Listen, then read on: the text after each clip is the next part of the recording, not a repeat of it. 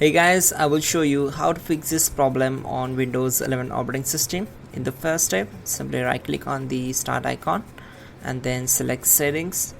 So on this window, select apps, then just scroll down and search for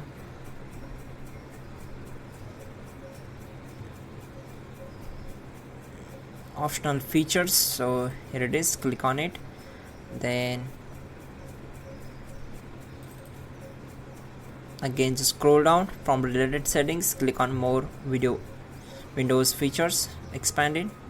Then once we are here, we need to just expand this Hyper-V, and after that check this and check the first one.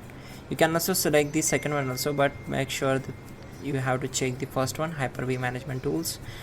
And so you can also check this one, click on OK.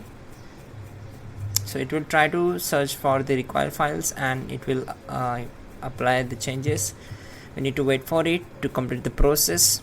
So after that we need to just restart the system and your problem will be solved. That's it guys, your problem is solved, you're good to go. And don't forget to like the video, please do subscribe the channel.